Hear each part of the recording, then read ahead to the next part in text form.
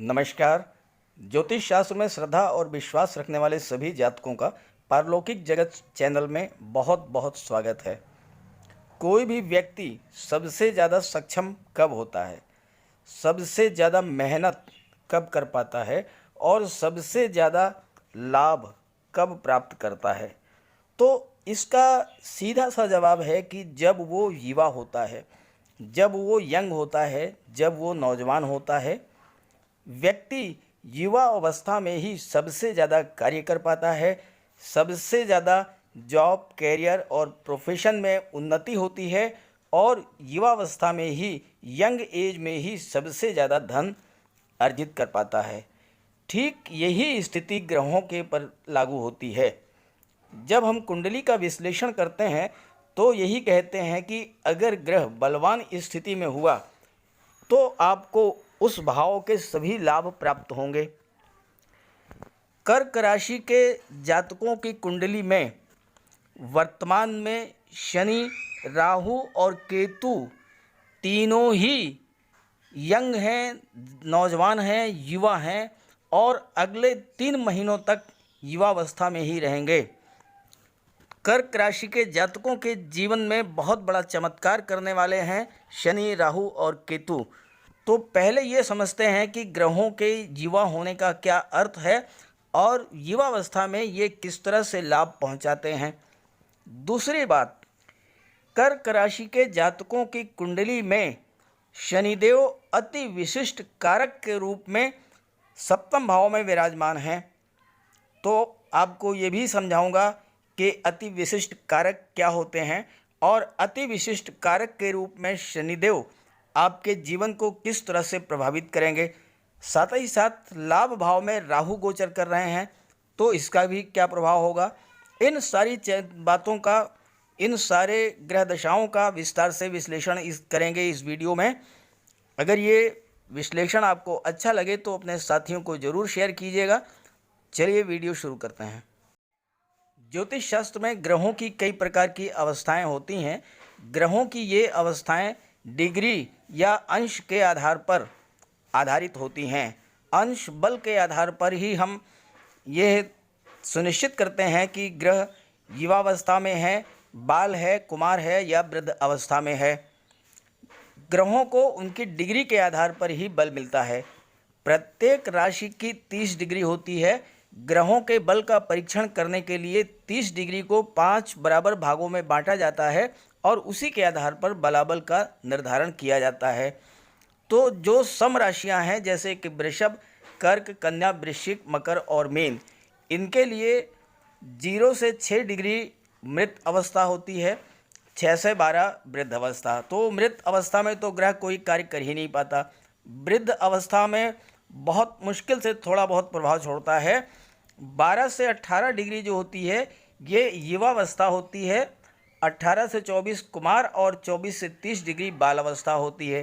तो 12 से 18 डिग्री की जो स्थिति है वो युवावस्था होती है और युवावस्था में ग्रह सबसे ज़्यादा बलवान होते हैं और सबसे ज़्यादा लाभ आपको प्रदान करते हैं। आपको बता दूं कि अगले 3 महीने तक शनि, राहु और केतु ये तीनों ही 15 से 16 डिग्री के बीच रहेंगे। इनकी जो अंश बल है वो 15 से 16 डिग्री के बीच में है और पूरी तरह से ये युवा स्थिति में है, इसलिए आपको पूरा लाभ प्रदान करेंगे। तो चलिए बात कर लेते हैं कि आपकी कुंडली के अनुसार ये किस भाव में विराजमान है और क्या फल आपको प्रदान करेंगे। तो ये है कर्क राशि के जातकों की कुंडली।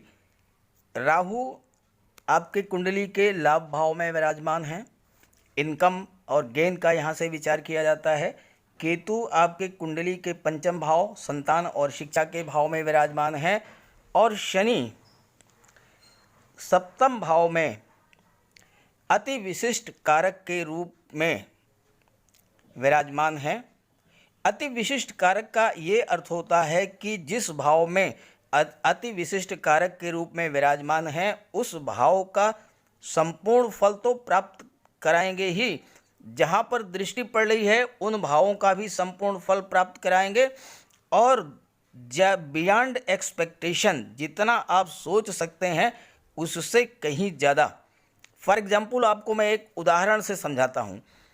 राहु अगर विशिष्ट कारक होकर के लाभ भाव में विराजमान होते, आपने किसी व्यापार में पैसा लगाया और आपने ये सोचा कि इससे 50,000 का लाभ होगा, तो राहु के अति विशिष्ट कारक होने की स्थिति में 50 की जगह आपको 1 लाख का मुनाफा हो सकता है, 2 लाख का मुनाफा हो सकता है।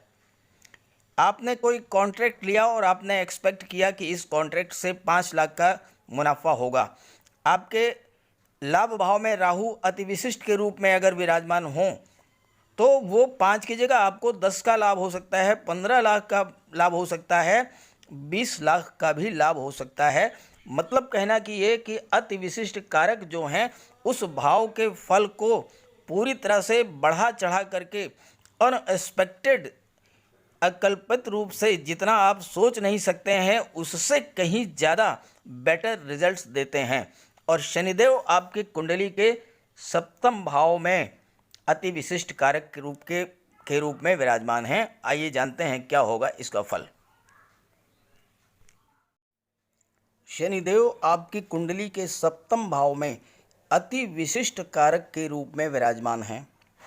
सप्तम भाव से family life, partnership, daily income, इन सब चीज़ों का विचार किया जाता है।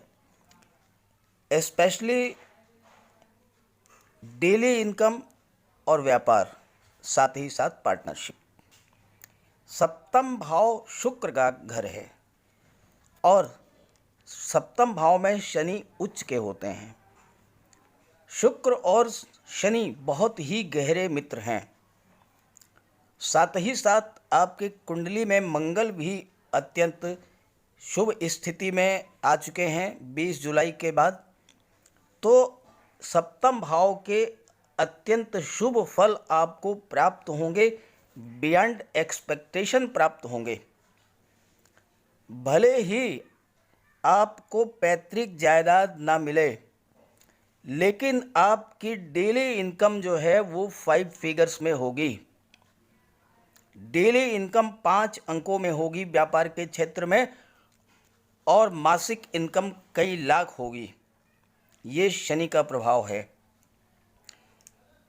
ऐसे जातक जिनकी जन्म कुंडली में सप्तम भाव में शनि विराजमान हैं और शनि उच्च की अवस्था में हैं, तो बहुत ही दौलतमंद होते हैं वो जातक। इशारों इशारों में धन कमा लेते हैं। चतुराई इतनी होती है कि उड़ते जानवर, उड़ते पक्षी की आंख में धूल झोंक सकते हैं। व्यापार में बहुत अधिक लाभ प्राप्त करते हैं। हालांकि शुरुआत में थोड़ा संघर्ष करना पड़ता है, लेकिन बाद में बहुत अमीर होते हैं। कुंडली के तीसरे भाव, 5वें भाव, 7वें भाव, 11वें भाव में अगर बुध, शुक्र और राहु होते हैं तो दौलत के अंबार लग जाते हैं। और आप देखिए कि आपके कुंडली के 11th हाउस में राहु विराजमान है, तो इस गोचर काल में आप जितना ज़्यादा से ज़्यादा मेहनत करेंगे 3 महीने तक, उससे कहीं ज़्यादा, जितना आप सोच सकते हैं उससे कहीं ज़्यादा आपको बेनिफिट होने वाला है, आपको लाभ होने वाला है, उससे कहीं ज़्यादा आपकी इनकम में वृद्धि होने वाली है। और शुक्र जो हैं, शनि और शुक्र की मित्रता है, तो विवाह के बाद आपकी भाग्योन्नति होगी। ये बात आप नोट कर लीजिए। खास करके वो जातक जो कि मेटल और मेडिसिन्स का व्यापार करते हैं, केमिकल प्रोडक्ट्स का व्यापार करते हैं, पेट्रोल, डीजल, गैस या माइंस एंड मिनरल से जुड़े हुए हैं, बहुत बड़ा गेन होगा उनको इस गोचर काल में। जो डॉक्टर हैं, नर्सिंग होम चलाते हैं, सर्जन हैं, ऑपरेशन करते हैं, पुरातत्व, रिसर्च, ज्योतिष या अनुसंधान या DRDO के कर्मचारी हैं, शनि उनके लिए दौलत के अंबार लगा देंगे इन 3 महीनों में। Automobiles, transport, scrap, manufacturing sector, land and building material, construction work से जुड़े हुए जातकों को बहुत बड़ा गेन होने वाला है। इस मौके का फ़ायदा उठाइए और ज़्यादा से ज़्यादा लाभ लीजिए। लेकिन एक बात का ध्यान रखिए, ये लाभ आपको तभी मिलेगा जब शनि आपसे प्रसन्न रहेंगे। और मेरी बात नोट कर लीजिए, अगर आपने इस पीरियड में, इन 3 महीनों में किसी भी गरीब का दिल दुखाया, किसी भी गरीब लाचार असहाय मजलूम को आपने कोई कष्ट दिया, तो आप जान लीजिए कि शनिदेव आपसे नाराज़ हो जाएंगे, फिर आपको नुकसान कर देंगे। इसलिए आपसे जितनी मदद हो सके किसी भी गरीब असहाय लाचार मजलूम व्यक्ति की आप मदद कीजिए। पैसे से कीजिए, नहीं कर सकते हैं, आपके संबंध इतने अच्छे होंगे उच्च अधिकारियों से, शासन प्रशासन में जो अधिकारी बैठे हैं, आप किसी भी गरीब लाचार व्यक्ति का कोई भी काम आप बड़े आसानी से करा लेंगे, उसकी दुआएं मिलेंगी, शनि आपसे प्रसन्न होंगे, आपके घर में दौलत का अंबार लगा देंगे। दूसरी बात, शुक्र और शनि बहुत ही गहरे मित्र हैं। इसके बारे में आगे चर्चा करते हैं जब हम राहु के बारे में चर्चा करेंगे, जो कि एकादश भाव में विराजमान हैं। कुंडली के एकादश भाव में राहु विराजमान हैं। राहु की ये विशेषता है कि जिस भाव में विराजमान होते हैं उस भाव के स्वामी के अनुसार कार्य करते हैं। 11th हाउस आपके आय, आपके इनकम, आपके गेन का भाव है और 11th हाउस के स्वामी हैं शुक्र। तो राहु भी शुक्र के समान ही फल प्रदान करेंगे। शनि और शुक्र मित्र हैं और राहु और शुक्र भी मित्र हैं। तो आपके, जैसा मैंने भी आपको बताया कि इस गोचर काल में धन दौलत की कहीं से कहीं कोई कमी नहीं होगी। आपको अपने जॉब में, अपने प्रोफेशन में, अपने बिजनेस में हर तरह से लाभ होगा। दिन दूनी रात चौगनी इनकम होगी। और राहु जो हैं वो मल्टी सोर्स इनकम कराते हैं, एक से अधिक साधनों से आपकी आय कराते हैं। साथ ही साथ राहु आकस्मिकता के भी कारक हैं। तो आप सडन कहीं से आपको मोटा पैसा मिलेगा। चूँकि शुक्र 11th हाउस के स्वामी हैं और शुक्र धन, वैभव, ऐश्वर्य और सुखों के कारक हैं, तो आपके धन संपत्ति, प्रॉपर्टी, इन सब में वृद्धि होगी। शनिदेव वाहन के कारक हैं, तो निश्चित रूप से आप 2 व्हीलर या 4 व्हीलर इस गोचर काल में परचेज करेंगे। आप नोट कर लीजिए, इस गोचर काल में 3 महीने में 11 अक्टूबर तक आपके पास या तो 2 व्हीलर होगा या तो 4 व्हीलर होगा, निश्चित रूप से होगा।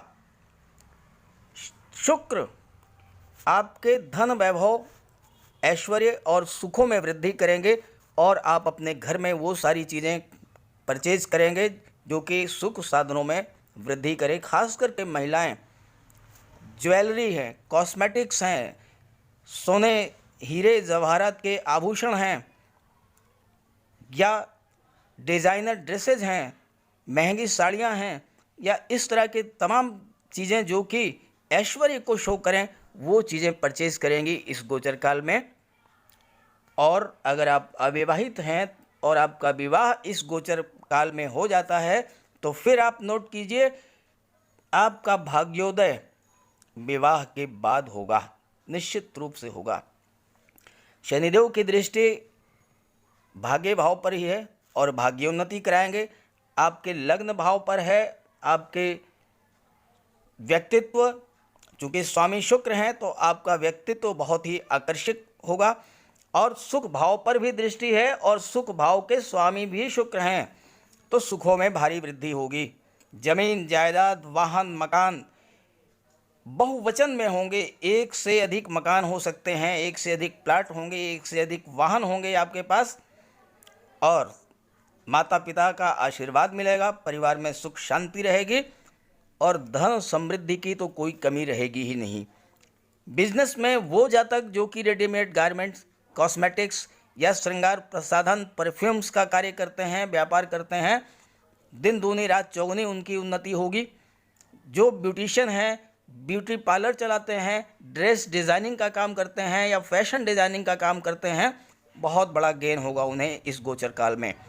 Gift items, event management, decoration का कार्य करने वाले, या फिर जेम्स ज्वेलरी का, गोल्ड ऑर्नामेंट्स का कार्य करने वालों जातकों को बहुत लाभ होगा।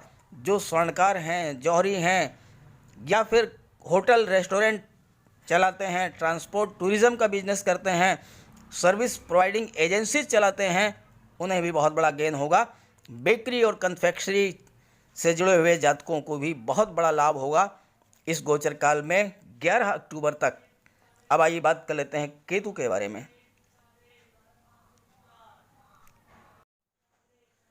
कुंडली के पंचम भाव शिक्षा और संतान के भाव में केतु विराजमान है। कितना अद्भुत संयोग है। केतु मंगल के समान कार्य करते हैं, मंगल जैसा ही व्यवहार और कार्य है केतु का, और पंचम भाव के स्वामी जो हैं वो मंगल हैं, और 20 जुलाई के बाद मंगल सिंह राशि में गोचर कर रहे हैं, बहुत ही अच्छी स्थिति में हैं। तो शिक्षा और संतान के क्षेत्र में भी बहुत बड़ा लाभ मिलेगा। इस गोचर काल का विद्यार्थियों को बहुत बड़ा लाभ मिलने वाला है। जो विद्यार्थी IT sector, software, computer, engineering या मैनेजमेंट की पढ़ाई कर रहे हैं उन्हें बहुत बड़ा लाभ मिलेगा। जो टीचर बनना चाहते हैं, प्रोफेसर बनना चाहते हैं, लेक्चरर बनना चाहते हैं, वकालत की पढ़ाई कर रहे हैं या एमबीबीएस की तैयारी कर रहे हैं, उन्हें बहुत बड़ा लाभ गेन मिलेगा। जो व्यापारी हैं, शिक्षक हैं, वकील हैं, कोर्ट कचहरी के कर्मचारी हैं, या जो शेयर मार्केट और पूंजी निवेश से जुड़े हुए हैं, उन जातकों को भी बहुत बड़ा लाभ इस गोचर काल में होने वाला है। तो इस तरह से मैंने कर्क राशि के जातकों के लिए अगले 3 महीनों की विश्लेषण कर दिया है। सभी ग्रहों की कृपा दृष्टि आप पर बनी रहे, इसी भावना, इसी कामना के साथ आप सभी का बहुत बहुत धन्यवाद। नमस्कार।